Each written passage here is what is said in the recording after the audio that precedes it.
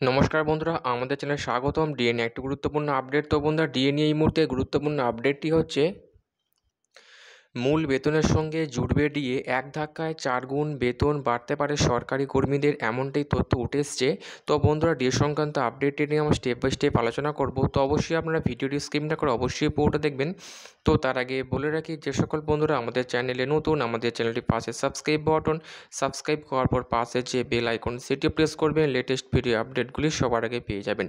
দেখে নেব আজকে ডিএ সংক্রান্ত গুরুত্বপূর্ণ আপডেটটি। তো বন্ধুরা, আমরা বহুদিন ধরে দেখে আসছি পশ্চিমবঙ্গের সরকারি কর্মীরা কেন্দ্রীয় হারে ডিএর দাবিতে শহীদ মিনার চত্বরে আন্দোলন চালিয়ে যাচ্ছেন দিনের পর দিন, কিন্তু কোনো রকম সুরাহা মিলছে না।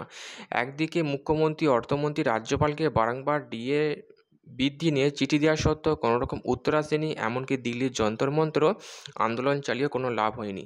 যেখানে আমরা দেখেছিলাম কলকাতা হাইকোর্টের তরফ থেকে রাজ্যকে বলা হয়েছিল সমস্ত সরকারি কর্মীদের বকেয়া ডিএ মিটিয়ে দেওয়ার জন্য, কিন্তু সেই রায়কে অগ্রাহ্য করে সুপ্রিম কোর্টের দ্বারস্থ হয়ে রাজ্য, এবং যেখানে ডিএ মামলা দাখিল করে এবং সেখানে যুক্তি খাড়া করে দেখানো হয় হাইকোর্টের রায় মেনে ডি দিতে গেলে রাজ্যে কোষাগারে টান পড়বে, যার ফলে পশ্চিমবঙ্গে চলা বিভিন্ন জনকল্যাণমুখী প্রকল্পগুলো ব্যাহত হবে, এমনটাই যুক্তি খাড়া করে ডিএ মামলা দাখিল করে। এবং যে মামলা এখনও পর্যন্ত সুপ্রিম কোর্টে বিচারাধীন, এবং সেই মামলার নিষ্পত্তি না হয় দিনের পর দিন ক্ষিপ্ত হচ্ছেন পশ্চিমবঙ্গের সরকারি কর্মীরা। সরকারি কর্মীরা যুক্তি খাড়া করছেন পশ্চিমবঙ্গ ছাড়া বাকি রাজ্যগুলো যেখানে কেন্দ্রীয় সরকারকে অনুসরণ করে ডিএ পাচ্ছে, সেখানে পশ্চিমবঙ্গে একমাত্র এই মুহূর্তে ষষ্ঠ বেতন কমিশনের আওতায় 14% এবং 4% যুক্ত হয়ে 18% হারে মহার্ঘ ভাতা পাচ্ছেন। এবং যে বঞ্চনা কোনোভাবে মেনে নিতে পারছেন না পশ্চিমবঙ্গের সরকারি কর্মীরা। সরকারি কর্মীদের দাবি যেন প্রকারে কেন্দ্রীয় হারে ডিএ বৃদ্ধি হওয়া যায়, এবং ডিএ বৃদ্ধি না হলে এই আন্দোলন জারি থাকবে, এমনটাই হুঁশিয়ারি দিয়েছেন।